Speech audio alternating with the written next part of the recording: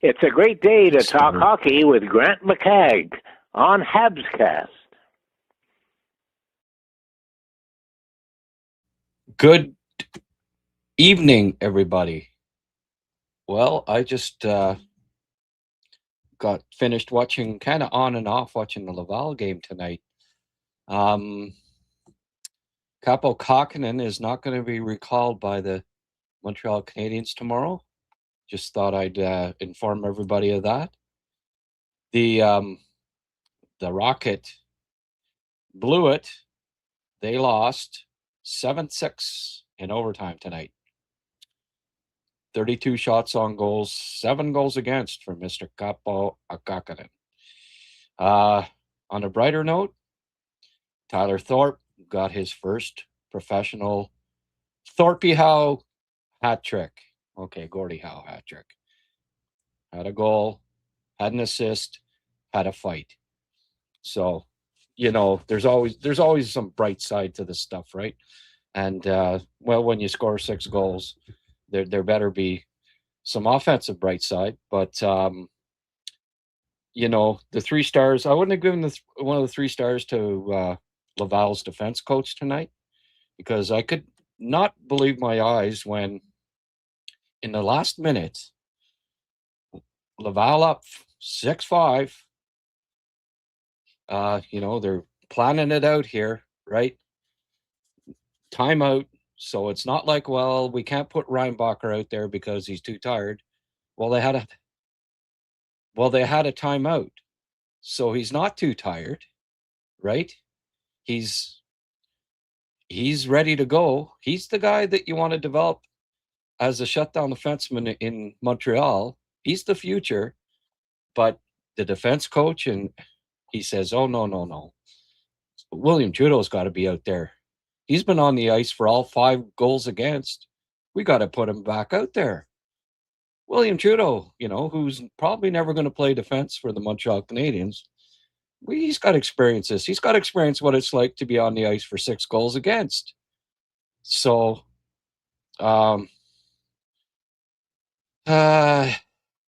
what's he do? Puts back out William Trudeau. 6 goals against, folks. On for every goal against in regulation. Can somebody explain that to me? Why Reinbacher's not out there? They put out Luke Mittelstadt, a guy that's played 15 games of pro hockey, and William Trudeau, who was on the ice for all 5 goals before that. Not maybe, perhaps not his best game. Maybe he wasn't feeling it. Well, let's see if you can be out there for 6. So, no, they're going to have to tighten things up, folks, for the playoffs, because 7 goals to the Belleville Senators. Oof, not good. Anyway, that was somewhat entertaining if you don't like, if you're against defensive hockey. But anyway, let's have a quick look at the damage. I guess the positive is that they got a point out of it. But man, oh man, that was something else. Joshua scored his 19th. Del Gaizo and Belzil. Belleville went up 2-1. Sammy Blais tied it back up. His 12th from Thorpe and Florian Jackeye. Thorpe then scored. Only his 4th goal of the year, but look out, folks. He'll be a 20-goal man next year. I'm pretty confident of that. He's just finding his comfort level here now. I think he'll have a strong playoff, actually. Luke Tuck and Toby Bisson assisted. Then Sean Farrell, Luke Mittelstadt took the point shot. Farrell tipped it. Joshua picked up an assist, his 40th point of the year. And, the 3 straight from, and it was looking good. Home game, up 4-2. But then Belleville scored another one to make it 4-3 right at the end of with guess who was on the ice? William Trudeau. So 4-3 going into the third. Sammy Blais made it 5-3 early on, power play. Farrell and Beck got the assists. But then Xavier Bourgault took over with a couple of goals with William Trudeau on the ice, by the way. And tied things up 5-5. Thinking, okay. But then 13:53, Josh Waugh hits the 20-goal mark. Congrats to Mr. Roy. Sammy Blais, Alex Belzile assisting. So 6 minutes left in the game. You're thinking, looking pretty good here. But Kaliev gets his 38th at 19:13 with, guess who? William Trudeau on the ice. I just, how do you, last minute of the game, he's been on for 5 goals against, and you say, yeah, you know who I think, who's due here to not be on for a goal against? William Trudeau. I guess they were playing the, I don't know, law of averages or something. I'm not sure. I'm not sure what the thinking was there, but lo and behold, 6th goal against William Trudeau. And voila, that was that. They say -4 for Trudeau tonight. Okay, well, I guess he was on for a couple of goals for, but man, that was something else. And then Kaliev got his 39th in OT, and it was all she wrote. But you know what? On a positive, William Trudeau was not on the ice for that one, folks. So good for him. Anyway, we won't be they may be burning the tape on that one, folks. But I don't know, did anybody I haven't been on Twitter the last half hour. I actually been avoiding it today because I knew that Hage probably wouldn't sign, and if I was going to be checking whenever you're checking, see news on something and then it never happens, kind of like the trade deadline day, VDoc, where the hell you been, buddy? It's funny. Nice to see you back there. Yeah, we're doing well. I sent a gifted Scottish Charles there a Patreon subscription, and right below it there was a I noticed VDoc's name because I had gifted one to him, and said, oh right, he hasn't been on in a dog's age, so good to see you back out there. I am going to I had a look at Michael Hage's last game. So I miss Artemis. Okay. Am I supposed to get that? Sorry. I guess I'm a boomer / Generation Xer. So, assuming Dovich will be number 1 in the playoff, do you prefer Fowler sitting on the bench? Or you prefer to see him play in Laval and Monty on the bench? Was he part of the Laval roster, Francois? Can he even play in Laval? I don't know that he can he? You got to have him. Players got to be on the roster for Laval, right, at the trade deadline.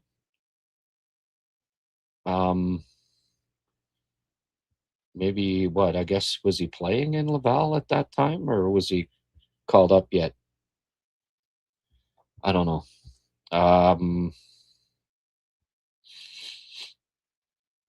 I don't want.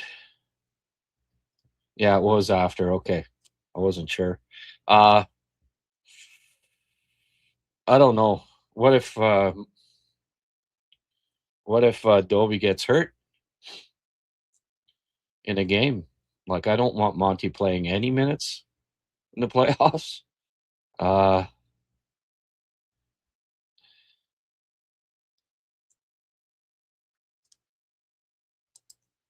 Anyone catch the Tampa broadcast call Caulfield's father, Rob Hudson, last night? What? What do you mean? The Tampa broadcast call. Anyone catch the call? You might have to. That's not clear what you're saying. He called Caulfield. Oh, you called him Rob Hudson. Okay. Oh well, it happens. Yeah.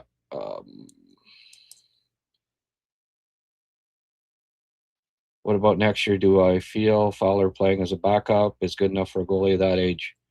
Yeah, well, yeah, absolutely. You're learning, practicing every day. You're taking shots every day with Cole Caulfield in practice is as good as playing a freaking 3 games in Laval, as far as I'm concerned. You know? Yeah. No. You're up getting tutored every day by Marciano.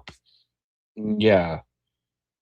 Taking shots from Slav, Demidov, you know what I'm getting at here? Caulfield, uh, the 107-mile-an-hour slap shots from Jackeye. There's nobody on there's nobody on the farm team. He wants to be up. He's proven that he's an NHL goalie. Yeah. And hey, Dobie struggles at all. You want Fowler there, practicing with the team, ready to go, even replace him during the game, right? Like again, like if Dobie lets 4 in the first period of a playoff game, do you want to bring Monty in or do you want to still try to win the game, right? If he gets hurt, do you want to bring? So yeah. Monty was serving as a screen practicer. Yeah, there was a video of it. Yeah, Monty free. Yeah. I want the full non-Monty this playoff. But I know what you're getting at. It'd be nice if they won. And Kakkonen, he was Kaka tonight. Whew, that was not a stellar performance from the Capo. Yeah, you know, Montreal gets started first, and presumably, hopefully, Laval goes far. So what could still happen here is, uh, you know, Fowler's with the Habs, and then they get eliminated, and Laval's still playing. He can go down and finish with Laval, but I don't know. You do wonder if Kakkonen and Shepard can do the job right now, especially after.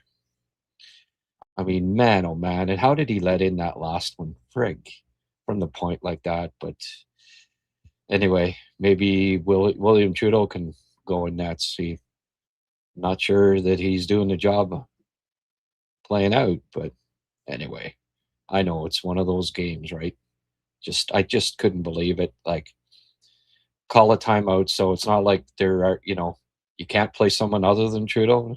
Oh, well, you go out, Willie. You've only been on the ice for 5. We want it to be 6. Get out there. You can do it. 6 goals against. Come on, Willie. Sometimes coaches I just don't, whether they're not paying attention or they think, it's like they fall in love with a player or whatever. Like Luke Middlestat, what's he doing on the friggin' ice protecting the lead? Like 15 games, they fall in love with him first practice, He's playing like 20 minutes a game. I don't mind him, but he's not friggin' NHL caliber. Like, get friggin' Reinbacher out there. He's the friggin' future. He's the top 5 pick. AHL coaches can drive me crazy sometimes, They lost anyway. And it's not like, well, Trudeau's the best option. Well, not tonight. He was -5. He was on the ice for every goal against. Anyway, I just don't get it. Yeah, maybe Fowler could win both Stanley Cup and Calder Cup. Ooh. Mm-hmm. Maybe. We do like to dream, Francois. All right. Topic du jour, Mr. Michael Hage. The other night, last night, late night, early this morning, um, I did a couch episode, and it's hard. I wasn't really watching much of the game. I saw a little bit of Hage, but when you're doing a podcast, you have to, and especially when you know when you answer, you're interactive with your live chatters like I am. You you're not paying attention to the TV screens. So anyway, um, I saw goals. You heard it like, oh, it gets loud, and you know, see the replay type thing. But I wasn't keeping a very close eye on Age. But a few people were remarking, oh, he's still injured. He doesn't look like he's skating that well, this and that. And I didn't see that. I think he's fine. I thought he was skating. He was skating pretty well, actually. Um, yeah, Kako has played pretty much every game since Fowler was called up. Yes, they might have. I'm not sure why. Like, you know, you get traded from one team to another, like Hunter Shepard. Why didn't they throw him in? How often have you seen it before? A goalie gets traded from. Oh yeah, they're a little more motivated, right? Put him in, but no, they didn't. They did not do that, and it was not like I say, it was not a 5 bell performance from the goaltender or from the defense. Reinbacher wasn't on the ice for a goal against till overtime, till the game winner. So when you get 6 goals against, that's encouraging. That Reinbacher, it was Trudeau. It was the Trudeau show. Um, hey, I like William Trudeau. Don't I mean he's captain. He's and I said this 2-3 years ago. He's future cap. If he sticks around 25, 26 years old, like signs another contract, he's captain material in Laval. The kid came in. The thought was, oh, he's going back for his overage year in junior, right? Certainly their coach thought so, and nope, he makes he makes Laval right out of freaking training camp and played great. Just they couldn't send him back, you know. So it was pretty encouraging. But all right, Michael Hage. I keep veering a bit off topic, but let's get back to Hage here. He he was. I thought he was solid last night, considering I guess he is maybe nursing a little something, but his defensive game, his coach said so, and it was pretty evident in watching this that he's really um, bought in to what he needs to do away from the puck. I liked his play away from the puck here, and his skating. I mean, college hockey's not a hell of a lot slower than the NHL. It's fast hockey, and he's uh, every game he's one of the fastest players on the ice, if not the fastest. Just a powerful skater. He will be able to keep up at the NHL level right away. And the skill, it's just he he can join the Canadians, and I think be one of the 6 most skilled forwards. So uh, let's have a look at last night. I mean, he didn't create a whole lot last night, but that's okay. It's when you're scouting, it's not you're looking at skating, shot, a vision, competitiveness, um, puck skills, all those things, right? And there are games, I used to like I'd look at a box score and say, oh, this guy -2, no points, and I'd ask a friend that's scouting the game, like, so how did he look last night? Oh, he was great. Or, oh yeah, well yeah, you don't have to get points, a bunch of points to be great. Hage did get an assist last night, but anyway, um here is the thing. Shot from the point. Tip off the glove of Hicks, but it goes to his side and not behind him. Hage. There was a good turnaround shot by him. Rebound. Nobody got to it. He had some chances there. You know what? I am going to. We seem to be a little laggy here, eh? Oh, the resolution, son of a gun. Just a sec. I'm going to see if I can. See if I can fix this.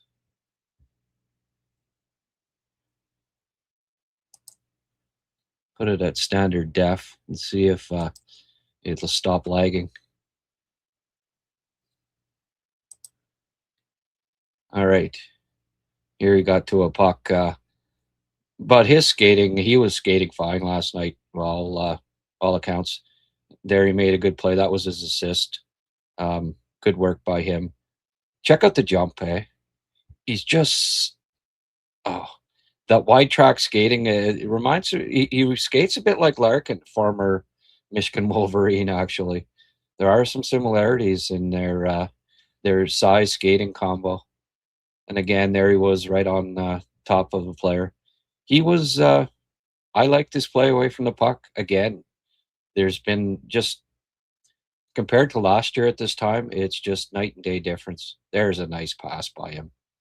He made some good plays. Like he could have had, he could have had 2 or 3 points with a little luck. So, it's not always what you see on the scoreboard. There was a nice little dish, and then boom, over the top. I was kind of surprised that they didn't go after him. If that would have been Tampa, that would have been against Tampa. He'd probably be 6 teeth. He'd be shy 6 teeth. Put it that way. But pretty important game, I guess. They were told not to be taking penalties. Look at that pass there. There is an example of his playmaking ability. Just look at how absolute perfect, not only did he put it on his stick, but just like he knew to take a little bit off of it, right? It was just perfect. There was a great shot, great chance for him on the shot. He has a killer shot too.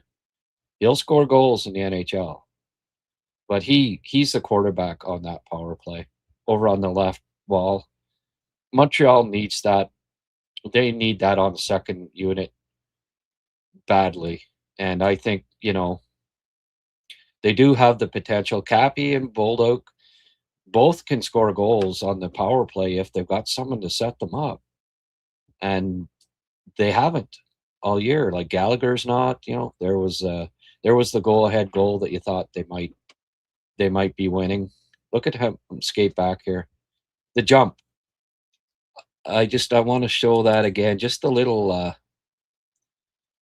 you see the jump right here? Oh, powerful skater.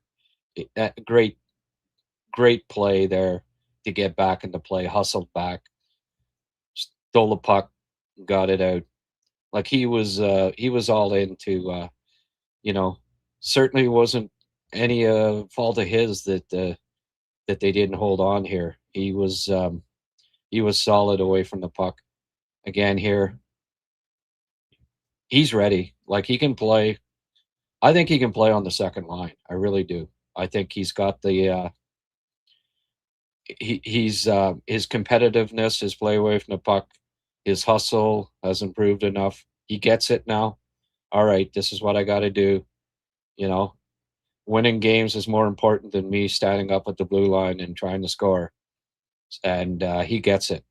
And I don't think he'll hurt Montreal, even if he's on the second line. Well, Demidov just, Demidov's pretty solid defensively, and so is Cappy. Like Demidov is, with his doggedness and persistence, I think Hage fit in just fine with him right now. Put a rookie line together. The Canadiens have done it before, and the energy, the spark, the skill, I'm telling you, it would spark the team. I'm sure of it.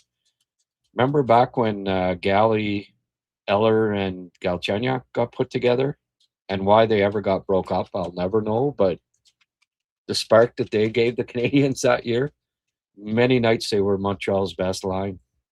Look at that play, eh? Beautiful. Got the shot on. He came damn close to end it right there. Here he is dogging the guy behind the net. Good work by him getting it out. So he definitely, I think he had contrary to some of the reports that I'd heard that he must still be hurt or whatever. No, he's fine. He's ready to play, and I want to see him. No, he's not going to be going to Laval. No. Descriptive music. He'll be signing just like Farrell did, just like Hudson did, just like Demi did. He's not signing unless it's to burn a year of the contract and to play 2 games to end the season, or he'll just go back probably. No, he's not. He's not signing an AHL contract this year. It's NHL, burn a year, and play the last 2 games. It's just not even a slight possibility that he'll be going to Laval. Absolutely not. Congratulations to Max Plante winning the Hobey Baker. Yeah. Hey, good year for him.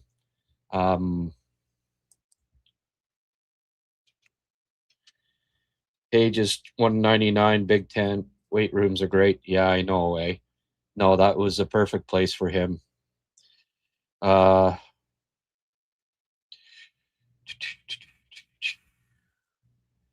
Back in the day, Jay, look, we'll agree to disagree or whatever. He looked fine, and he'll be fine. And yeah, all hands on deck. Goalie will be playing with a slight injury. Hage will be playing with a slight injury. What's the difference? Hage playing with a slight injury or Goalie's playing with a slight injury? What? Because he's younger, it matters more? No. And look, he's got another week to recover here. His skating was fine. How do you know he's injured? You don't know any more than I do that he's injured. You're assuming, he must be injured. Why? What, somebody, a birdie told you that he's injured? Okay.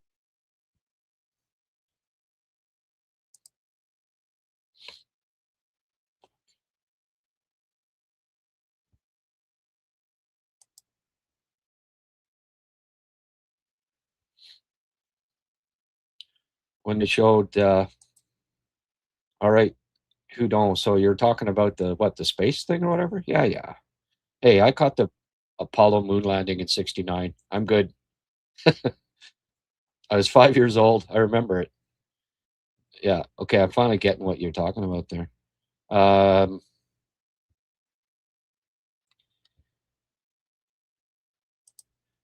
H may be a bit banged up. Maybe we see him in last game. Yeah. That's like, how do we know? What did a journalist that's living in his pants tell you? Like who? He doesn't look banged up. He played great. You just saw the video evidence. He was fine. No, he's not banged up. He's freaking good to go. Montreal's got to win a cup here. They have a chance to win a cup. He has a chance to play on the second line. with players that are responsible, whether it's Cappy or friggin' Newhook that's there, and Demidov, who's already a stout second line. And when I say second line, don't worry, they'll be protected. Have you seen they're playing 12, 13, 14 minutes a night usually, typically. Like that's what Cappy's playing. You think they're going to play Hage 19 minutes? No. We call it the second line because they've got that potential and they've got a 60-point scorer on it in Demidov, but they're not playing against the other team's top lines all the time, especially not at home. He'd be protected playing with those guys. They probably only play 13 to 15 minutes.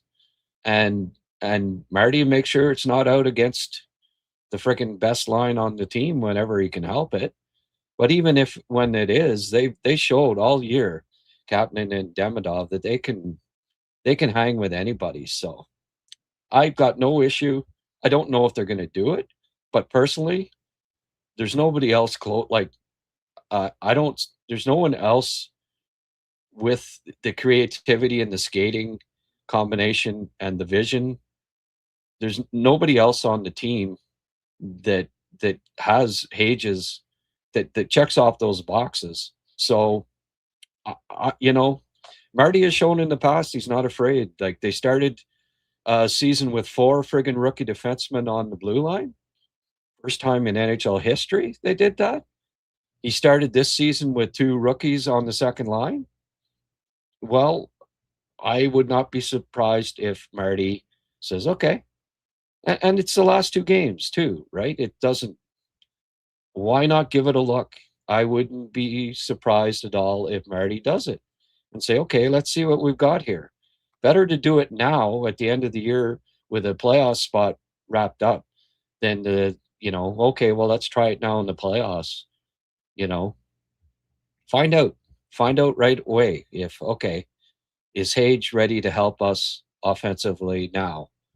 The only way to really find that, you're not going to find that out by playing him with friggin' Deneau, Deneau and Anderson.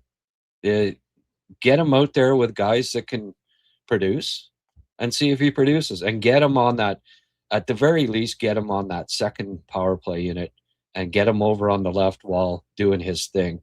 It's just going to make a night and day difference to that group. It really is. So,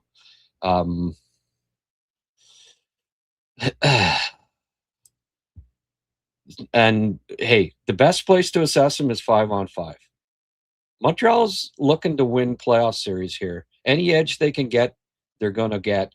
And Hage could swing a series for them. He's got that kind of potential. Hey, look, was Porter Martone put on the 4th line in Philly? No. Porter Martone has been a big part of Philly getting into the playoffs. He's been fantastic for it. Porter Martone was no better than Michael Hage this year. In fact, I'd argue that he wasn't, and it was his first year after he's drafted. Hage is 2 years in university on the first-ranked team all year that just went to the friggin' semifinals and probably should be in the championship game, probably should have won the title this year. So, no. I would, hey, somebody that agrees with me. Woo! Thank you, Sheldon. Yeah, he's looked fine all year, Sheldon. He was the best player in the World Juniors, and typically, guy that's the best player in the World Juniors, when he comes up to the NHL, guess what? He gets friggin' look. He gets a good look. I'm not sticking him. You're wasting you're wasting that offense by sticking him with Phil Deneau or Jake Evans. I say, look, it's been a carousel the last month on the second line, which means that they're searching, they're looking. If it like last game, right?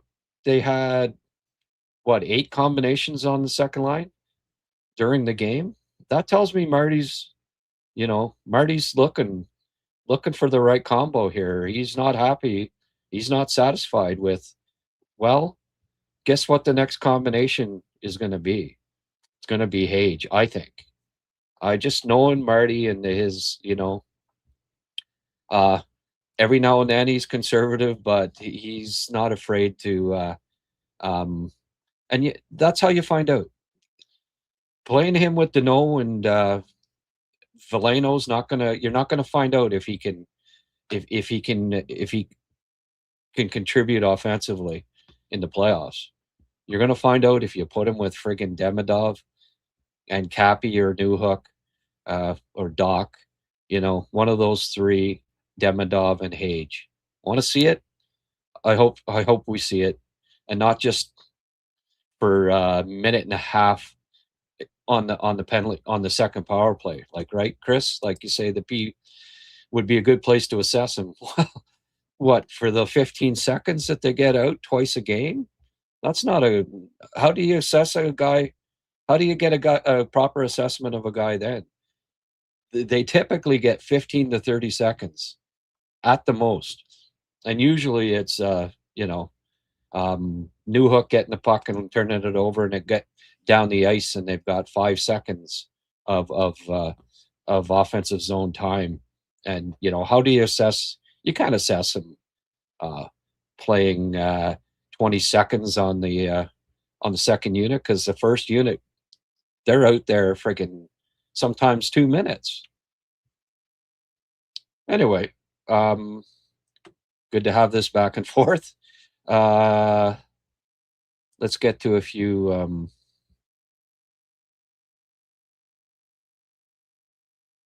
Apparently, Michigan players attended the ceremony to encourage Hughes. Maybe Hughes will be flying to Montreal after that. Yeah, okay.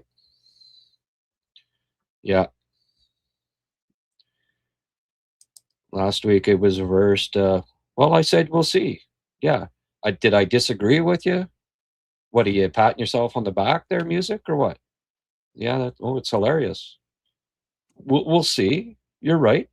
But in the last week, what have we seen?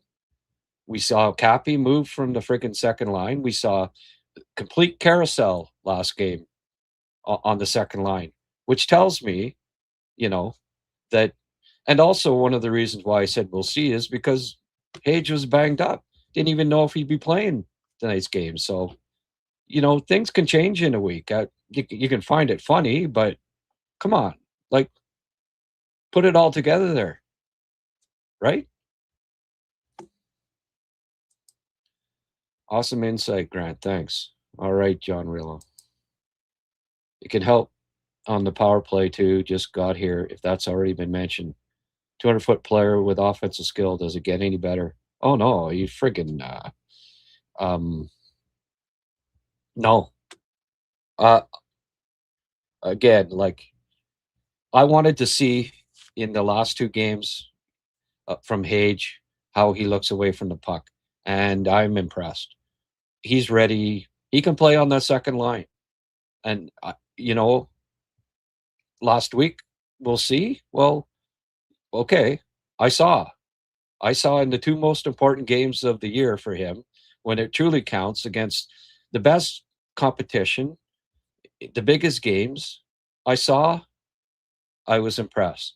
So that's why I had to see their descriptive music when I said we'll see. Well, I saw, and he's ready. He's ready. Second line, third line. I hope not the fourth line. These last 2 games, there's going to be some guys sitting, right? Put them in, get them in, give them lots of ice time, just like Porter Martone got, just like James Hagen will get this weekend. Hagens will get this weekend in Boston. They're not going to put him on the fourth line. You can get, and as far as I'm concerned, he's ahead of both Martone and Hagens in his development right now. So anyway, good to have this back and forth, folks. But that's my take. I'm sticking to it. And Peter, agree, bring him in. Okay. Well, we've got we've got both sides of it here. It's funny, you know, you talk about things being funny, they're descriptive. A couple months ago, I was saying bring in Reinbacher, and a lot of you were saying, "Oh no, too early." Da da da da. Kind of the opposite thing. You talk about reverse, and then when he wasn't called up, a hell of a lot of people said, why wasn't Reinbacher called up? So I guess it can go both ways there. Da, da, da, da. People don't know if somebody is hurt, but if he is at all, he will be treated with kid gloves. Why will he be treated with kid gloves? Why is it any different for him than for a goalie or any other player? What is he like? What if Slav's fighting an injury or Demidov? Is it more important to treat Hage with kid gloves and not them? Demidov's even younger than Hage. Slav's basically the same age, more highly touted. Like, are they going to sit Slav or Demidov if they're obviously he's not hurt because he played the last game and he played great. So like he's not hurt enough to not play college hockey, then he sure as hell not hurt enough to help to play it and help the Montreal Canadiens win a Stanley Cup, hopefully, right? Anyway, like I don't see why it would be any different for him. Do you not think that superstars play injured all the time? So what is Hage above superstar? He's above that? Like I don't understand your logic. Definitely would be nice to see Hage on the second power play. Yep. True, things can change quickly. I highly value your opinion. You watched him a lot more than me. I'd love to see him in Montreal. Yeah, for sure.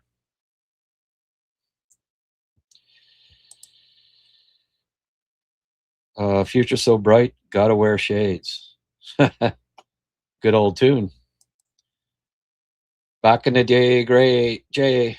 Okay, man. Hey, I know where you're coming from, but it just doesn't like we can assume he's injured. I didn't see a player that was injured last game. If he was injured, he wouldn't have played. He played and he played well. He was skating great. So, you know, there's going to be guys that are nursing injuries here. It's playoff time. You know what I mean?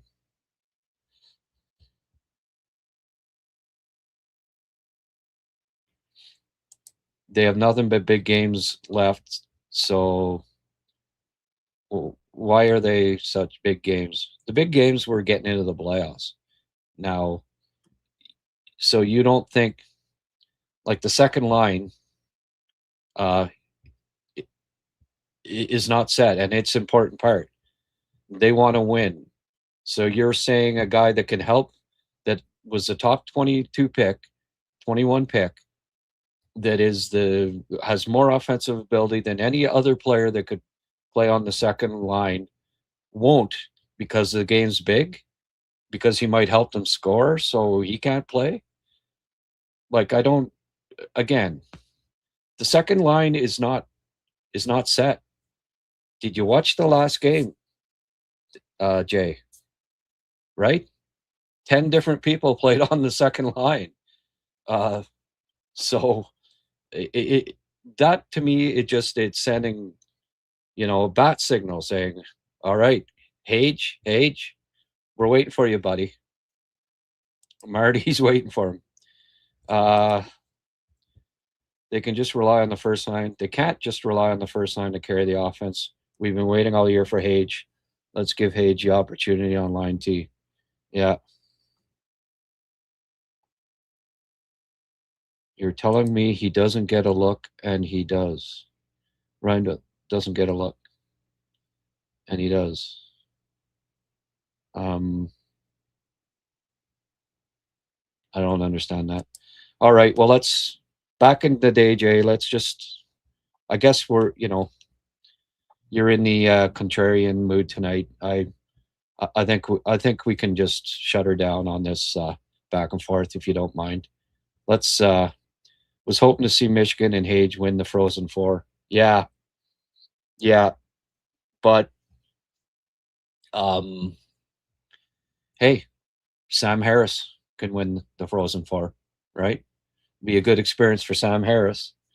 Um, yeah, I wouldn't mind seeing Doc with Cap and Demi. I think they were on one shift together. Uh, yeah, maybe with vets, but again, like you know, uh, look, Montreal's done it. They put rookie lines together the last time they won cups.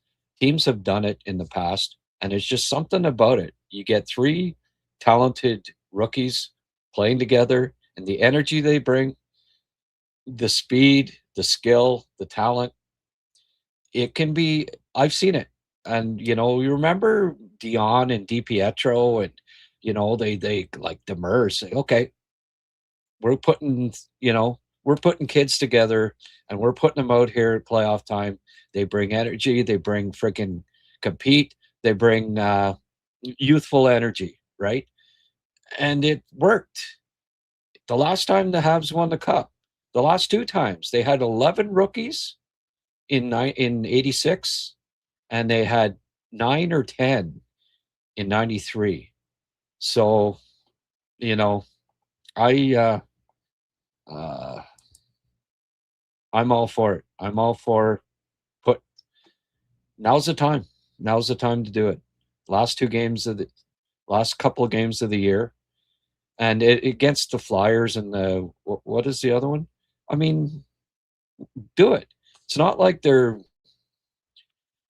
look. The Canadians got a better road record than they do friggin' home record. They got the best road record in the East and the second worst home record. So is it the friggin' end of the world if they don't? They're not likely to finish first anyways. Tomorrow night will tell a lot, right? But if they don't get first, I don't think it's a big deal. And it doesn't matter who the hell they play. I almost prefer, especially a team like Montreal that is just great on the road this year, I almost prefer them starting a series on the road. I just, whatever the reason is this year, especially, if they'd have lost the other night, they'd have had the second most tied for the second most home losses this season in the East. So, um, you know, but also I think Hage on the second line can help them win those games anyways. So it's not like I think, oh, well, if you put them on the second line, they're just going to be a disaster and they can't win. I think just the opposite, that it's going to be the opposite, that he's going to frickin' click with Demidov. Demidov hasn't had a Michael Hage playing with him this year.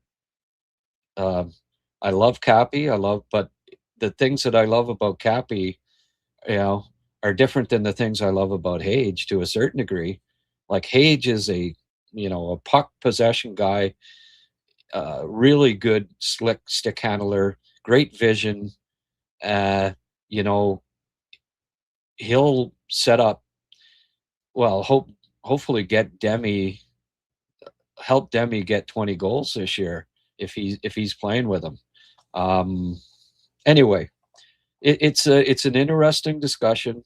I get the other part of it to a certain degree, but I hope that Marty doesn't go the conservative route here, like a lot of people are, are weighing in saying, "Oh no, you couldn't possibly do that you know, with this guy," even though they did it with Kapanen and Demidov all year, and it's gotten them to what might be first place in the. So you know, uh, put it this way: if they'd have had freaking, if they wouldn't have put Demidov and Kapanen on the second line this year, they wouldn't be where they are.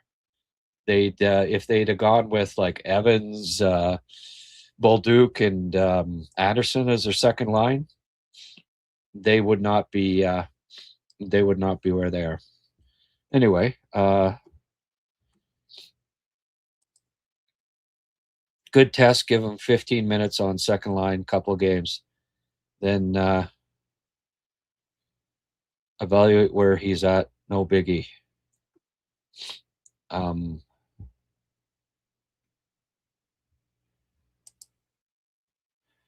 Habs probably won't have a proper practice before the Islanders game. All right.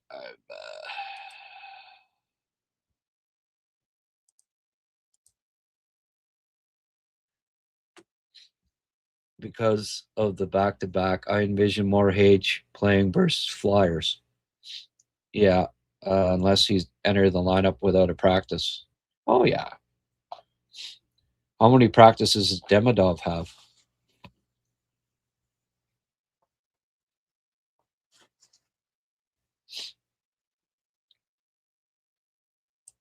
Demi came in last year. Did they, flew him in from friggin' Russia, jet lag city, and played him right away, and played him lots. So, they're the proof right there that they're not afraid to do it because they wanted to evaluate him, see, okay, can he help us at playoffs here?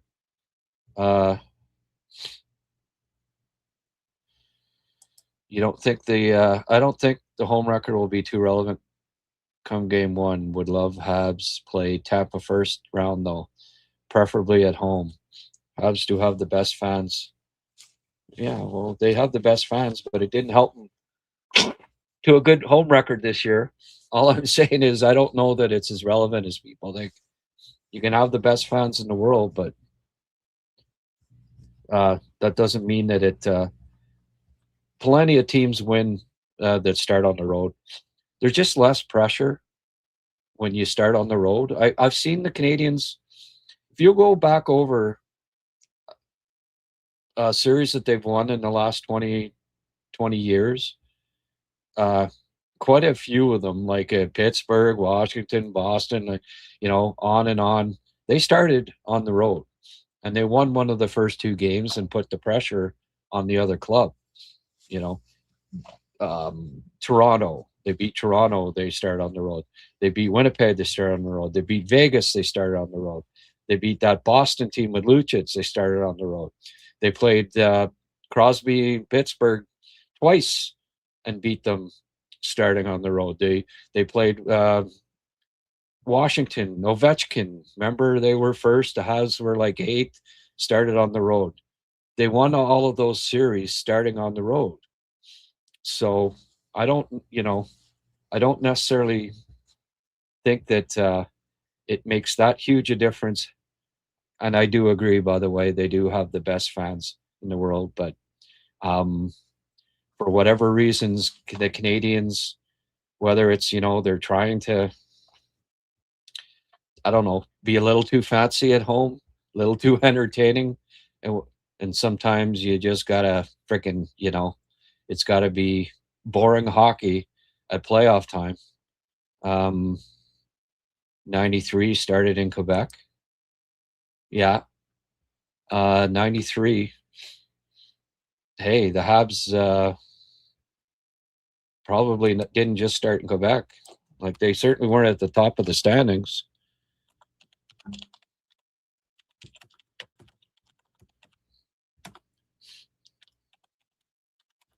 Let me just check here.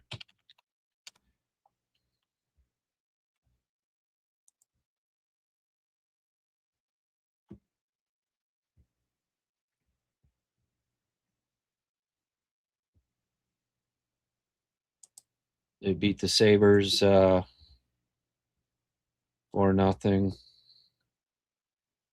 Okay, yeah, the Sabres had a worse record than the Habs that year.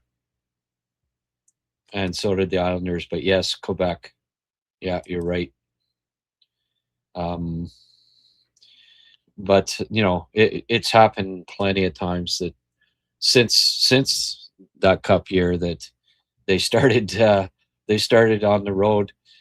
I'd be willing to bet that they won more playoff series. Their record's better starting on the road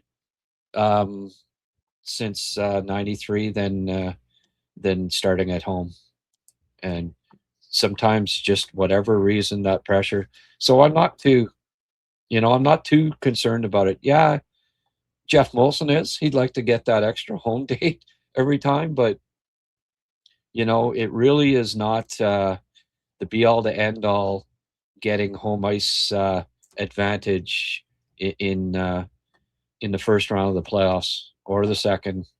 It's not for whatever reason. Montreal just seems to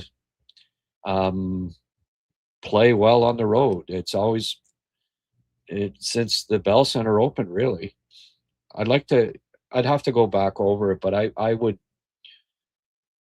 I'd be surprised, certainly in the last 15 years, or that they're not. They've won more playoff series where they did not start at home. Where's Eddie, the stats man? He could probably. Page comes in. Who comes out of the lineup? Oh, they're going to rest guys, so it's easy. Like Galley's out, right? Could be Bolduc. Anderson might sit. He's been kind of banged up. They might sit Andy one of the last two games. Cole got his 50th goal.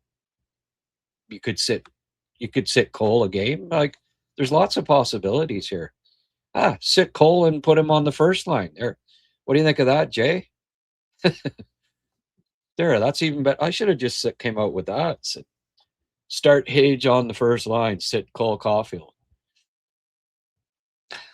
Get a really good look at him. Anyway, down 2-0 to Quebec. Yeah, that was yeah. The only OT loss in playoffs was the Nordiques. Oh man, 11-1 in OT or whatever. It was absolutely crazy, wasn't it? Anderson might have a break or two before the playoff. Yeah.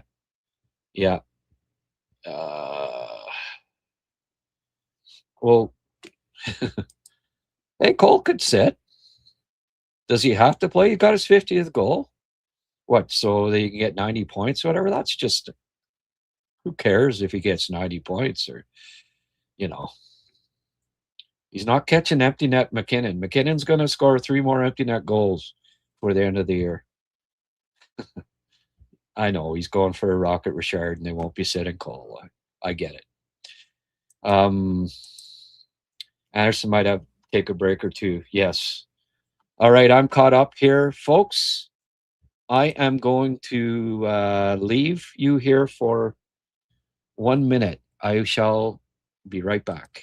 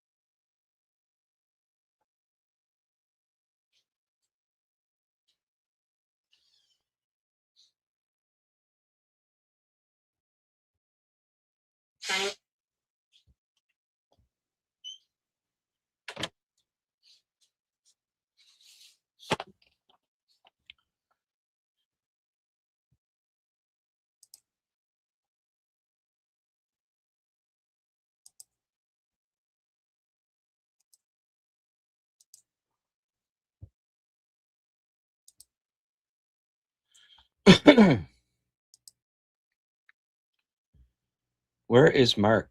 I'm starting to get a little concerned. He never misses a freaking podcast, and this will be 3 straight. I hope I hope all is well. Mark, if you're tuning in, buddy, say good day. Only took 20 games to win the cup that year. Yeah. I feel Cole would like to be there to help Suzuki get 100. Oh, geez. Susie's getting 100 next game. Come on, let's go. Let's go. So is Hage coming up? You know what? I'm not an insider. Yeah, I think he'll be signing, but I don't have any inside info. When I say he will sign, that's my opinion. It's not inside information. Patty was ridiculous in that 93-1. Yeah. The old wink to, what was his name? Sandstrom or whatever? Yeah. It was pretty crazy. You just, after a while, you say, okay, get her to OT, boys. Patty will shut the friggin' door.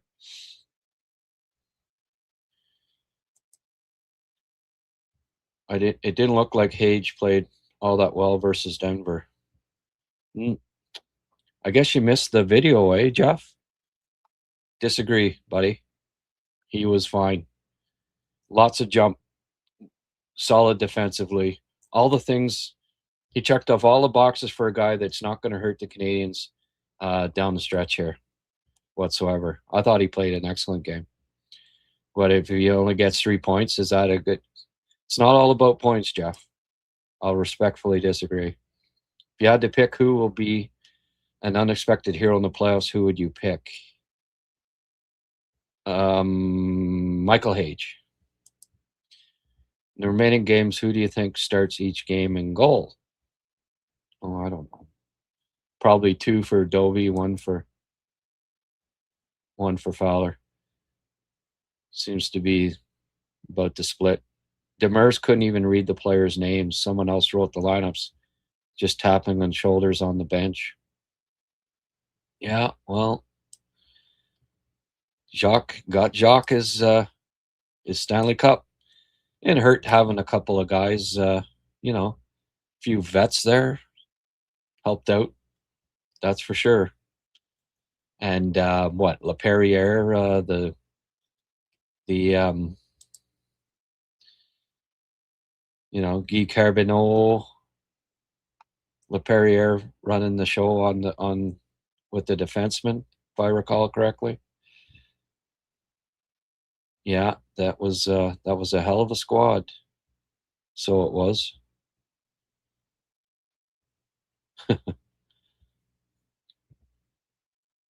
Benny Brunet, he was solid. Bellows. Playoff time here. Vinny Danfus. If there was a second Conn Smythe, it probably goes to Vinny.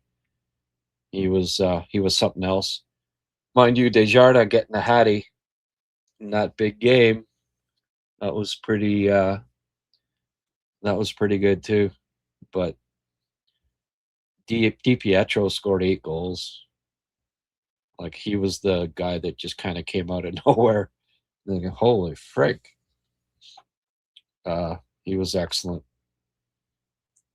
Lyle Odeline, so solid. But you look at that roster and you're like, geez, how did they win a cup, eh? Sometimes the things come together. You got the goaltending, and that's why, like, the way Dobie's playing right now, it's just, he can, if he can play better than the guy at the other end, I think the Canadians have one of the three most talented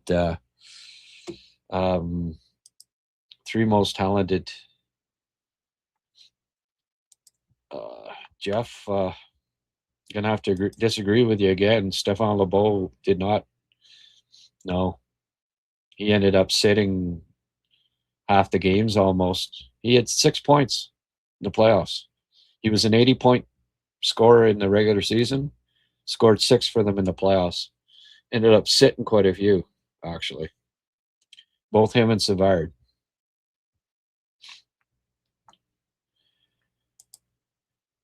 I'm a fan of Hage game in general, but I find he often scores the same way with the same patterns. Oh, I don't think so. No. There's a lot of unpredictability to his game. He's more about setting up plays than scoring, actually. Hey, Ovi's has some predictability. There's the same patterns. Has it affected? Did that work against Ovi? Brett Hull had same patterns in the way he scores. Did that stop him from scoring? Cole has had the same pattern. The shot from the left hand side. Does that hurt his ability to score goals?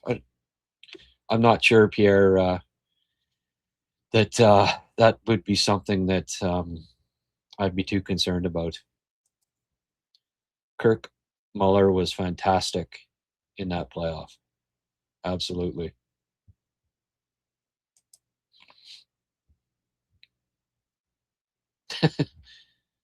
Zeffel Cave coming in late because there was major traffic at the beer store. Yeah, maybe that's Mark is running it like maybe there's a huge lineup at the, Carl's Cannabis Shop or whatever. Maybe that's why we haven't seen him last couple nights. Other than our studs, Andy could be an X factor. Leno is due to score, can't buy one. Oh, Andy will be good in the playoffs. Absolutely. Yeah, he might be a scratch, but he's playing the type of game that you like to see at playoff time. But Grant, what do you think of Hage's scoring abilities? Do you feel he has a good enough shot? Oh, yeah. Yeah. No, he's got a good enough shot to score 25. And it won't be – he's got that move to the net too with his speed and then the in. Like, they won't all just be shots. They'll be, his power move. And Deeks are very good too. I don't find him that predictable. He's got more than one way to score a goal, as far as I'm concerned. Johnny Leclerc had the big, he didn't have that many points, but scored the big OT winners, right? And what did they do a year later? They trade the two young guys that came up big, right? Leclerc and Desjardins. Hey, albeit for a 100-point scorer in his prime. We can always look back on it and say, oh, they shouldn't have done that. But at the time, I'll admit it, I didn't mind them picking up a 100-point scorer. I was excited. Montreal didn't have 100-point scorer for years at the time. I was excited to see what Recchi could do. Let's just quickly have a look at the standings. By the way, Zurowski today. Well, I played the tape the other day, right? Now the Rocket is 3 points up on Syracuse. Syracuse has lost 2 in a row, thank goodness. And Laval has a 3-point cushion for first place, so that's good for them. Nice to get that bye in the first round. Good. But yeah, he played less than 3 minutes today. Hey, I was harsh on him the other night, and I got some feedback, and I always do when I'm not throwing just bouquets at prospects. Hey, my job isn't just to be a cheerleader here and say, oh, everything's great with. I try to be as truthful and as honest in my assessment as I can. And saying, people forget how Nikita Sherbak was a very skilled, talented player. Saying that he's more similar to Nikita Sherbak than Ivan Demidov isn't condemning him. And I did say that, he's better prospect than Sherbak, but there's a fine line there. Like, people thought Nikita Sherbak was a sure bet. They thought he was going to be a top 6. So did I, when he was 19, 20 years old. And like every other prospect at the time, the Canadians did a piss poor job developing him, completely shot his confidence. Confidence is such an important part of a young player, and communication and teaching. There's so much for a young prospect to learn, and the Canadians may have been the worst team in the league at the time at doing that, at developing their young players. And but like I say, is it worse to lower the expectations on a prospect like Jurowski? Because I mean, he's been getting, or is it worse to say, to put the pressure on him by saying, oh no, he's the next Demidov? Like, to me, that's worse, because he's not the next Demidov, and people are going to be disappointed. Like why isn't he as good as Demidov? Because he's not. He's not the same player that Ivan Demidov is. Ivan Demidov is special. Jurowski is skilled. He's got good puck skills, but he's not a special player. He's not going to be great defensively. He's not going to be as competitive as Demidov. He's not as smart as Demidov. He's not, he doesn't have the shot that Demidov has. He can't skate like Demidov. He's not as strong as Demidov. He's not Demidov. And guys like Bob Hartley, they should ask him again now, right? Because Hartley is facing Jurowski in the playoffs here. Ask him, does he still think that he's the next Demidov? Because, hey, Jurowski hasn't done anything in this series against Hartley so far in the 2 games. Granted, today he only played 3 minutes, but the reason for that was because he did not friggin' do much in the last game. I played the video, and it was turnover city, not creating stuff, not competing especially hard, looking like he's out of gas. So I think it's worse to anoint him as the next Demidov and put that just way too much pressure and expectation on him, because he's not going to be that. He's not going to come into the NHL next year like Demidov did after 1 year after he was drafted and score 60 to 65 points. He's not going to, well, first of all, he's not going to be in the NHL, but he's not close to being ready for the NHL. If he's sitting benched for 2 periods in the KHL on a team that's not very good, like the 3rd, 4th line players are not, well, all of their players aren't NHL caliber, basically. Then that tells you he's not close to being ready for the NHL. Now, am I being too harsh on him? Well, if I am, I am. I just, again, I think it's better to be honest in your evaluation of him than it is to, look at his stat line and say, oh, well, he got more points than Demidov did, or got the same amount, so he's going to be better. He's going to be as good as Demidov. He's the next Demidov. That to me is worse, because then when he comes in and he's not instantly, when he's in the minors and say, oh, geez, then you'll see, oh, everyone was wrong on this guy. He's looks like a bust because the expectations are so high for him, right? And like KK, oh, top 3 pick, Slav. All of the freaking all of the crap that we heard and read about him the first year, and even the second year, the first half, like his first year and a half, all it was Slafkovsky and, oh, this guy was a rotten pick. Why did they take this guy? You saw it over and over again. First overall pick. He shouldn't have been first overall pick. And right. So would it be going through the same thing with Jarosky? I think it's important to temper the expectations a bit. And it was the same with Pickford, right?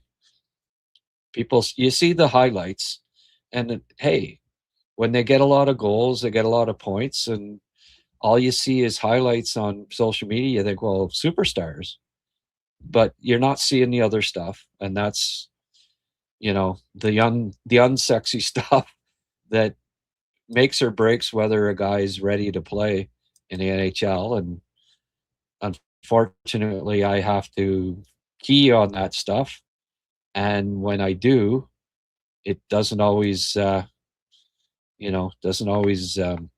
end result isn't necessarily what people want to hear. But anyway, that's Prince Albert up 6-0 on Saskatoon. Yeah, Prince Albert is gonna they're a wagon. They're gonna be tough to handle here. By the way, Bryce Pickford scored a goal on the power play. I was talking to a scout today, and he was telling me that Pickford's a stud. He says he's going to play all day in the NHL and be a hell of a power play guy. So nice to hear that from an NHL scout today. I thought he was a little casual. He's been a little casual, but he's seen Medicine Hat, and he says, there's no way that Ethan McKenzie should have been on the and I felt the same way, but and he talked to what are you doing, to the guys that pick, like, how can you leave friggin' Pickford off the World Junior team for Ethan McKenzie? It befuddled him. So, like, all he can do is frickin' run your power play. And anyway, it was he had nothing but high praise for Pickford. He thinks he's a lock to be an NHL player. So good to hear that from an NHL scout who I highly respect. Other than, okay. There was major traffic at the beer store. Yeah. There you go. Any sign of Mark yet? No way. What? Which player on the Habs has the potential to surprise the most during this year's playoffs? Yeah. I don't know. I don't like to make those. Who knows? It'll be a surprise, Who will sign TJ Hughes? Again, your guess is as good as mine. Probably a bottom feeder. Look at the rosters, whoever needs a center. Hage seems more of a setup man. Yeah, Demidov seems more of a setup man. Suzuki seems more of a setup man. Are they okay? What about Marner? Kucherov, and a goal scorer. McDavid. Marner, more of a setup man. Yeah, they're okay, eh, Jeff? So, yeah. It's okay to be a setup man. That's not a bad thing necessarily. Brantford 4-1 over the North Bay Battalion. That's going to be a quick series. Malhotra with another goal. Oh, Protzi, 2 assists, including a primary one. Protzi coming up big. Assisted on 2 goals by Vanacker. Yeah, stepping up at playoff time. Good stuff. Good stuff. Hey, let's see if McNeil got any goals. Maybe McNeil got a point tonight for Kitchener. Nope. No points for McNeil. Let's look at the queue. My scouting friend actually was heading to Chicoutimi tonight. Moncton 8-1. They're a wagon. Let's see here. Blale. 2 goals for Blale and an assist. He's not as high on Blale as I am. And I don't know, man. He said, "Oh, it'll be tougher against Valdora. They're tough. We'll see how he fares." Actually, he was saying in Valdora, but still, Blale 2 goals and an assist. I like that kid. I really do. I think he's a first rounder all day, and I don't care that he's only 6 feet. I like him more than Villeneuve. I do. I think Villeneuve's been overrated. Let's see, the Chicoutimi. Oh, they won 3-1.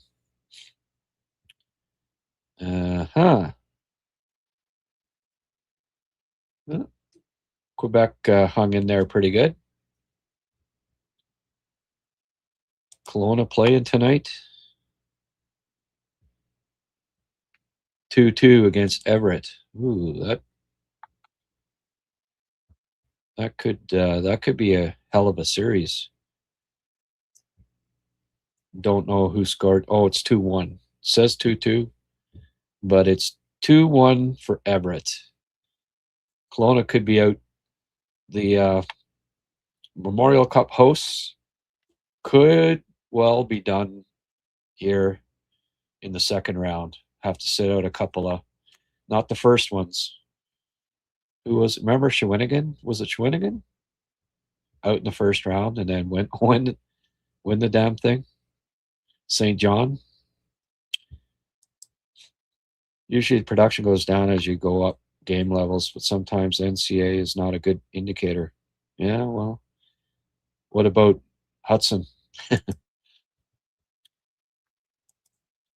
Brady Tkachuk, 8-goal scorer.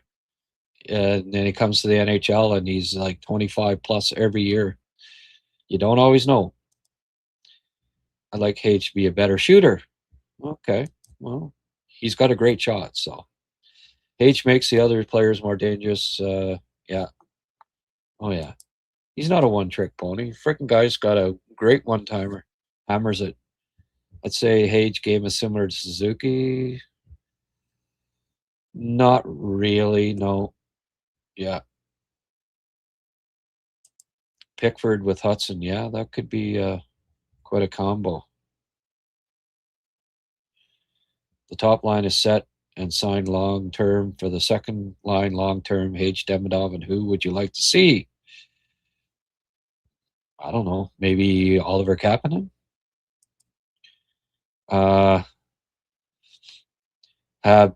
Grant, Habs are fun to watch this year. Danny Asham. Yes, sir.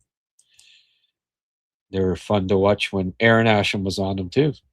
Cappy, Demi, Hage. Young gun line. Absolutely. Give them a bunt.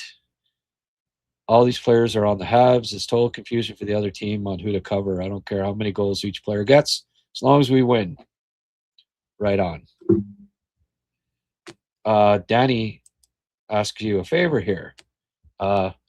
Hit the like buttons, folks. That would be superb. If you could do that, I would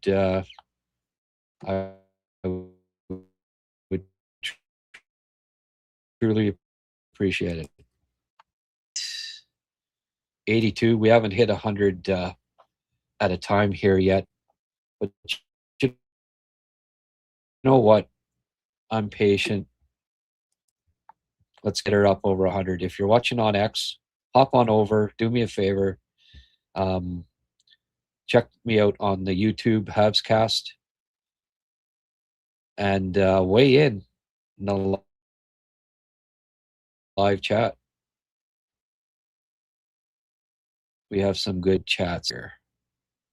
Czechs, and there's a U18, Czech Republic and Slovakia today. All right. Ooh, not too many big names in that one.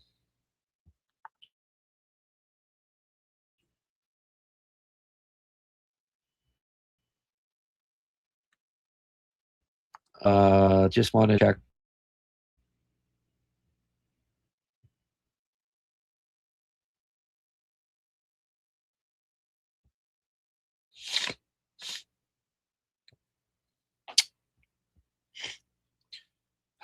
Cheka won 3-0 today. There's a kid. There's a kid on Cheka I really like. Oh, you know who's going to be coming over here pretty soon, folks? By the looks of things, Vinny Rohrer. You'll be seeing him maybe in the next week because Davos won again. And what that means is that, Seamus Ignavicius scored a goal today, folks. I like that kid. I hope the Habs draft him. I hope he's there in the 20s or 31, and the Canadians can grab him. I think he's my pet prospect this year, and the guy that I really hope that the Canadians end up targeting. But Zurich lost 5-2 today. No points for Vinny. They're down 3-1 to Davos. I think next game, I think, is it going to be in Davos? And I think they'll wrap her up. They've got Asplund, Simonak, get the knack. They got the knack, and Brendan Lemieux, Dahlbeck. A lot of good. The Swiss League is a good league. There is a lot of good pros that play in that league. And Vinny, did you see Rohr's goal the other night? KK in his first game, I thought his skating was freak. KK had one of the best 18-year-old seasons in the last 20 years. Skating might have been a little whatever. He still had skinny. He had just such long legs. It looked like, but he had a solid rookie year. And I, to this day, I disagree with Gord Miller saying, "Oh, he should have gone to played in Finland for that crappy team that ended up being relegated, I think, and fired a coach, and it was just a gong show. Wouldn't have been any better playing that year in Finland. He had one of the best rookie years. What happened was in the off season, he got hurt, couldn't train all year, came back. Skating wasn't improved. In fact, it wasn't as good, and he should have gone to the minors. And Bergevin wouldn't do it because the optics. It would have made him look bad. And once again, they screwed up another friggin' prospect with their shitty development plan. Calgary's tied it up with Medicine Hat here 2-2. That could be a good series. I think I may go watch a bit of that. Go see how Mr. Pickford's. Hopefully, I'm hoping he's got a little more juice than he did in the other series. Do I think the Habs can make the second round? Yep. Why not?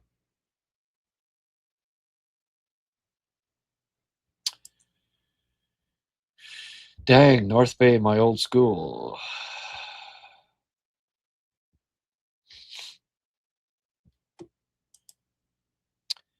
Which book would Suzuki be taken in a redraft?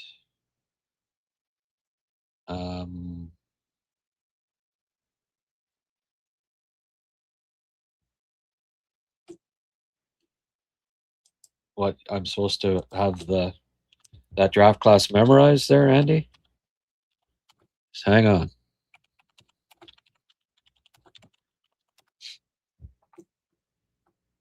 I would think probably top 5.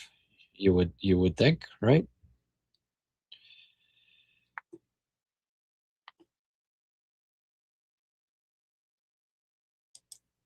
He went 13th.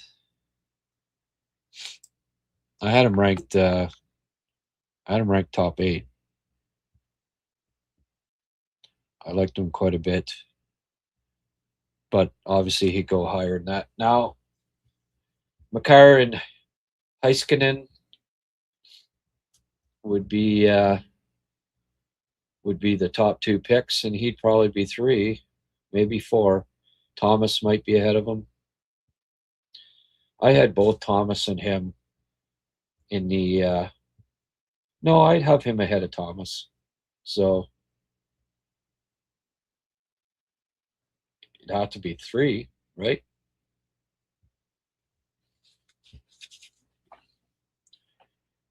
Some would argue, well, Habs fans would argue he's better than Heiskanen. I wouldn't. Miro Heiskanen's something else. Robertson would be in the mix too, but Susie would be 3 for me. Be Makar, Heiskanen, Suzuki, Thomas, Robertson. I think would be the top 5 for me. And if you want to argue Susie over Heiskanen, you're certainly welcome to, but still at this point, for me, Heiskanen would be 2, and maybe even 1. I love Miro Heiskanen, just stud defenseman. Suzuki's got 4. Like Heiskanen's only got 130 less points, fewer points than Suzuki in his career. He's top 6 in points, and that's not even the best part of his game from that draft class. Top 6 in points, and it's his defense that's the best part. So, for me, it'd be third overall.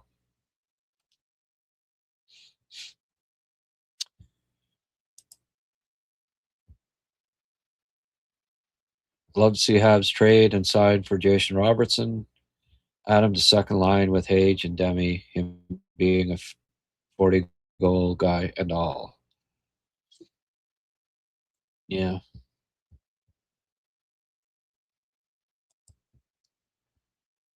Love how the team moves the puck around the offensive zone. The opportunities that they create for themselves is unreal. Yeah. Team Iggy. To think what did happen to the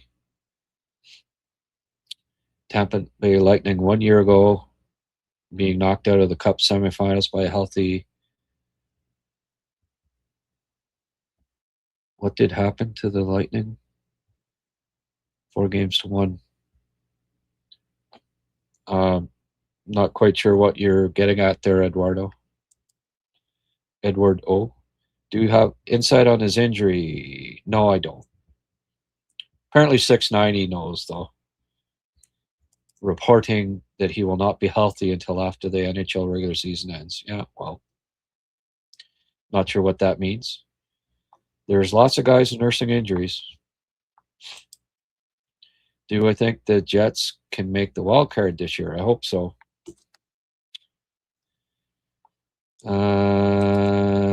Yeah. You asked me twice. I'll say it again. I hope so, Dan. Here's hoping. OHL playoffs. So Brantford won again. They're going to probably sweep. Maybe lose one game in North Bay. Maybe. Windsor beat Flint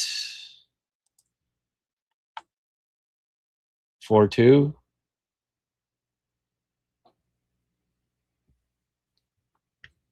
Oh, Nesbitt with a couple of goals. Flyer scouts will be happy about that. Him getting going here in the playoffs a bit. The Rangers beat Sioux 3-1. Ellis, 2 goals. Lucky. Yeah. And it's still 2-2 Medicine Hat. How did Daxon Rudolph do tonight in the big blowout in the WHL? Nice year if you're looking for defensemen, folks. Not a bad year.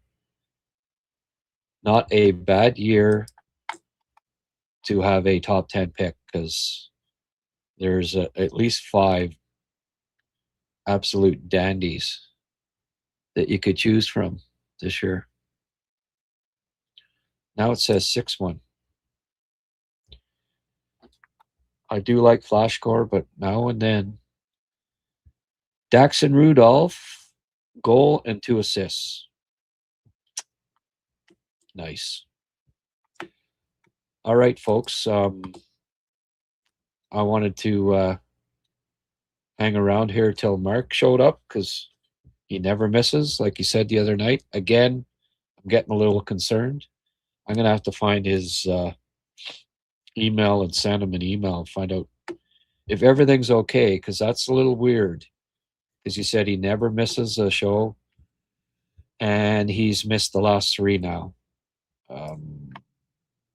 Wasn't on after Cole scored his 50th. I don't like it. So, no problem, Dan. Missed the Tampa game. How did Engstrom do? He was good. Picked up his first point. I thought he looked okay. Folks, hit that like button here, because I'm going to wrap things up here pretty shortly.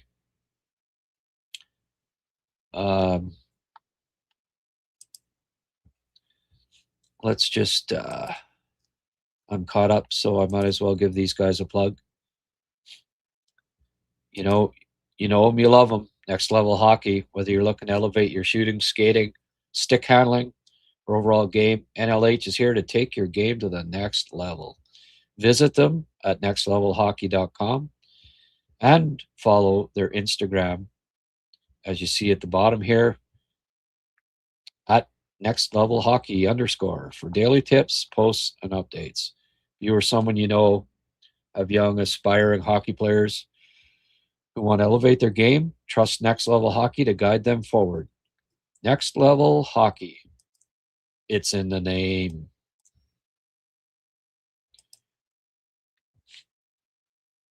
You heading off, Dan? Okay, my friend. If you were GM, I wish. Nothing your farm system that you have, where would you allocate your cap space?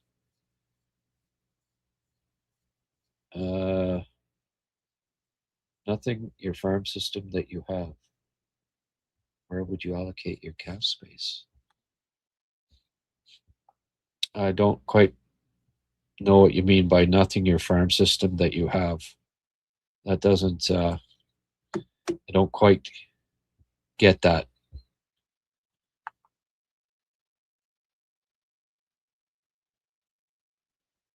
You're saying if there's nothing on the farm that you like there's no prospects?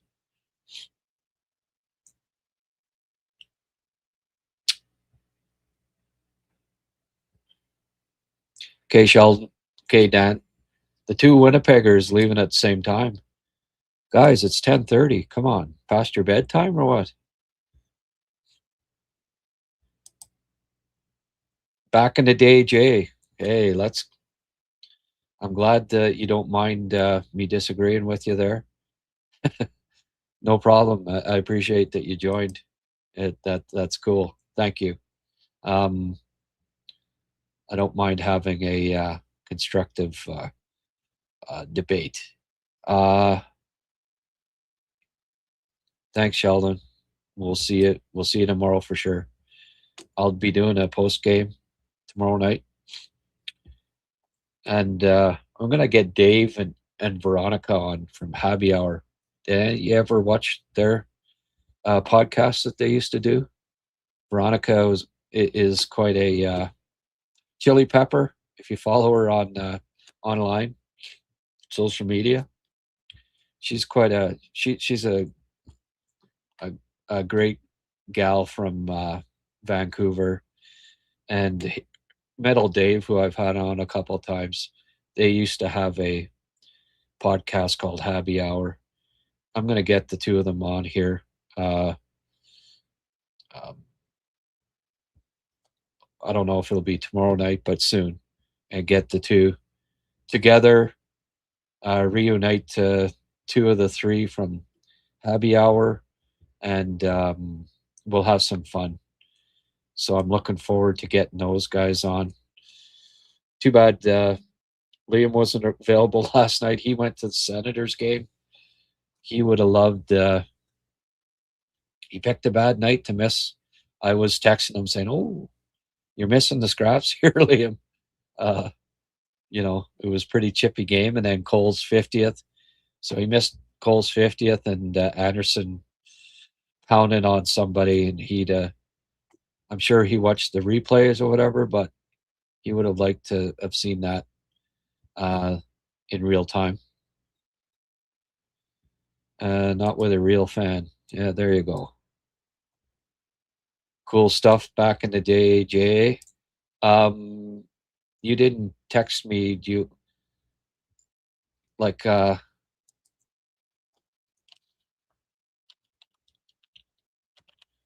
you want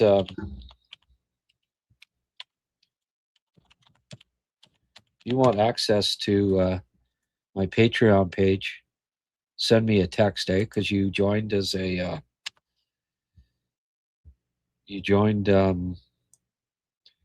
and that goes for everybody, right?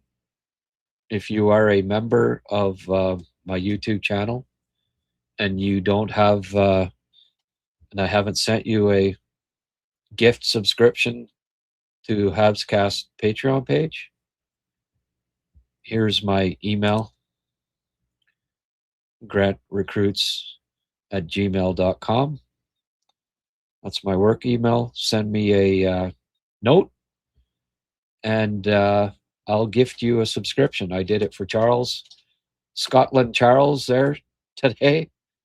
He requested last night, said, "Hey, Grant, can you send me a subscription to the Patreon?" No problem. But the same goes for you, Jay. Back in the day. And we still have 67 people tuned in. All right. I'll give one last update here on the WHLers. See if there's been any change. I get off here, I'm going to track down Mark's email, I hope, and see if I can find out what's going on with him. Apparently it is now 3-1 Everett. Guess who has a couple of assists? A fella named Dupont. Landon Dupont. The next great one, it looks like, on defense coming out of Canada. There's talk that he might go the college route next year now. I hope not. I hope he stays junior hockey. I don't like this exodus in their draft years. Go when you're 19 or 18, 19, but 17 years of age. Stay junior hockey. It's not going to hurt you, right?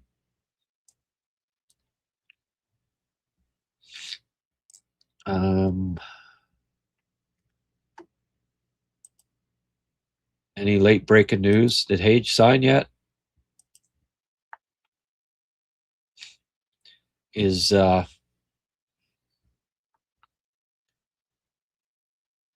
690 implying that Hage is hurt, and because of that, he won't. I'm gonna have to get a. Just give me a sec here.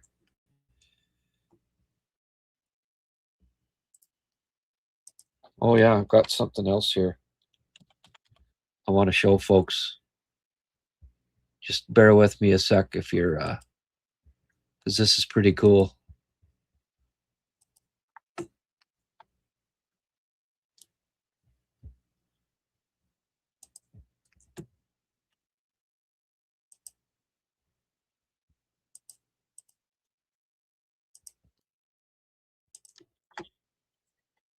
Thorpe, you won his fight pretty good here. Yeah.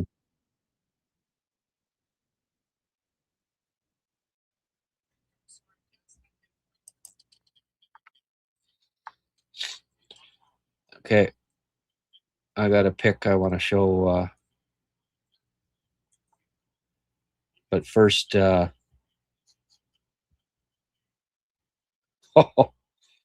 Thorpe, the torpedo with the Gordie Howe hat trick tonight, in case you missed it earlier. Goal, assist, and scrap. Sean Donovan's young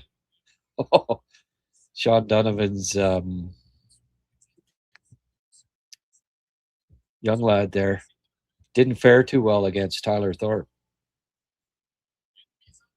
Big hit by Thorpe. And then guy comes in to scrap him. Didn't turn out so well for him.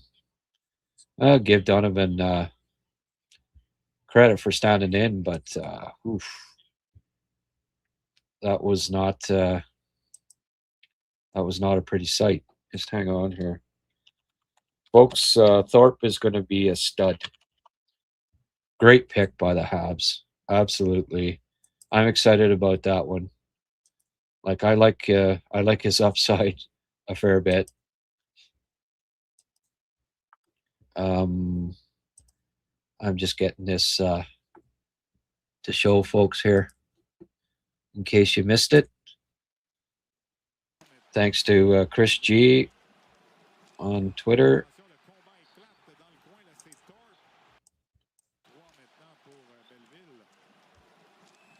Here it is.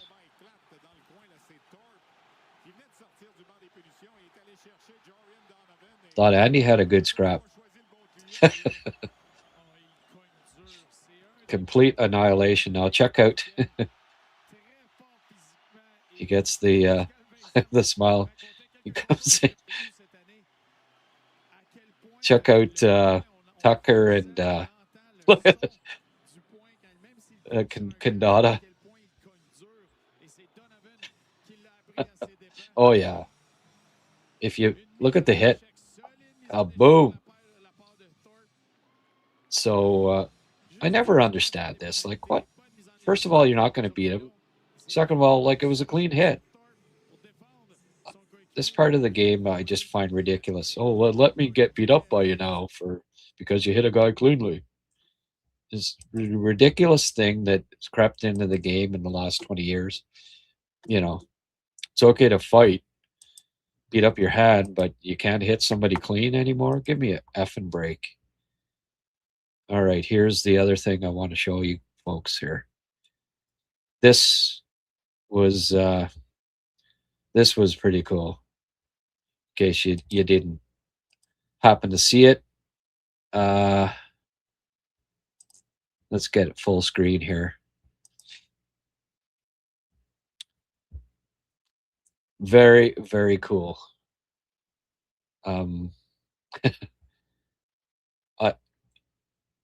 So left to right there, Jake in the front row, Jake, Josh, Slav, Cole in the middle with his 50-goal puck, and then everybody, one guy with the 5 up, and the guys on the other side with showing the 0, right? But they got Nick, Lane, Dobby, and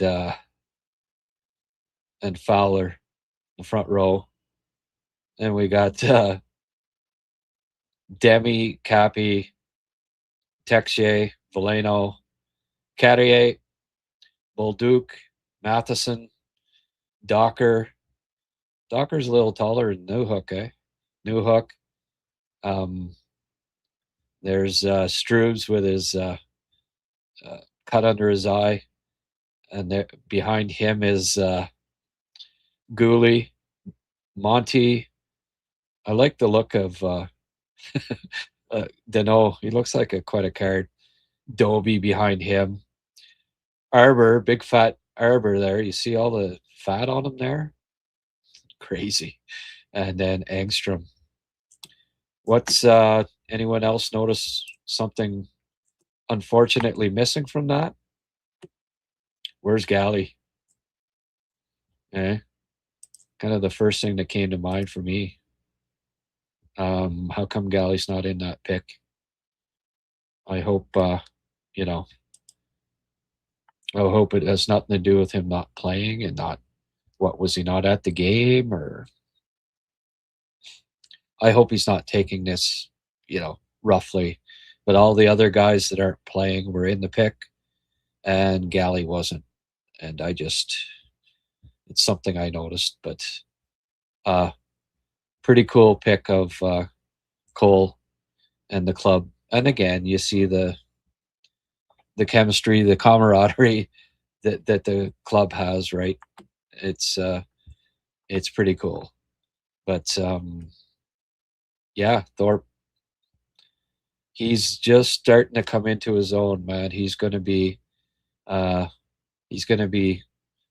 a power forward on the Habs down the road here. Might have middle line potential. Third line. Habs are playing the 3 teams in the playoff race for the Metro. Habs have a chance to ruin the morale of a lot of people this week. Yep. Thorpe's scrap was good. Oh, wasn't it? Big, strong kid. Yes, he is. Looks like Jack-Eye played a pretty good game as well. Yeah, well, come on. We need Thorpe and Jack-Eye to face the Caps with Wilson and Protas. Ice might not hold under the weight, though. They can take another photo when Susie hits 100. Let's hope he does. I want to see 2 down, 2 more to go here, or more. I want 80 points for Lane, 20 goals for Demi. I want Cappy to get another goal to set the club record for goals by a rookie center. He's tied with Jacques Lemaire for the most ever. And Susie, 100 points. All of those things would be most welcome. Absolutely. Quickly going to update this. I'm going to go up and watch the end of the WHL games here. And I'll report tomorrow on what I see. Okay, it's break time, so I'll go catch the 3rd period. Medicine Hat, Calgary. I think that's the one to watch. That should be a heck of a series. Tied 2-2. Going into the 3rd. Oh, it looks like it's starting up here. All right. I'll go catch the tail end of that game. Oh, sorry, it's gone to overtime. Okay. They're 2 minutes into overtime. Tied 2-2. All right. Well, I better go check that out. Please hit the like button, everyone. I appreciate it. Mark, if you see this, send me an email.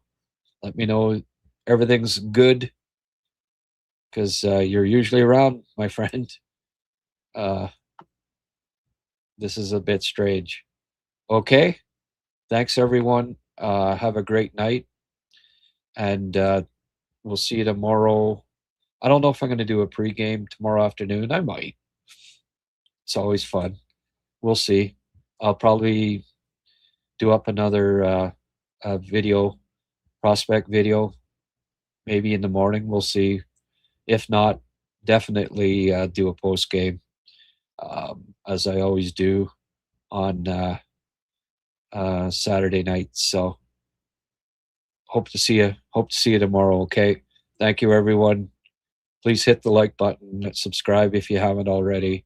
Send me an email if you're, if you subscribe to the YouTube channel, and you'll also get, for your $4.50 or whatever, you not only get to subscribe to YouTube, you get a free Patreon subscription, and I'm going to be following the draft. I actually updated. I think I've got a top 60 almost ready to go here for the draft too. I'll be. I've been looking at some guys and talking to my scouting friends. I always get their input too. So when you get my draft rankings and list, it includes input from NHL scouts. It's one of the reasons why my list is usually pretty close to what you see happen at the draft, because I'm fortunate enough to have scouted in the NHL and have friends that give me their input and thoughts on players, and I do the same. We exchange information, and it's always very appreciated. All right, very good. Another one in the books here. 220.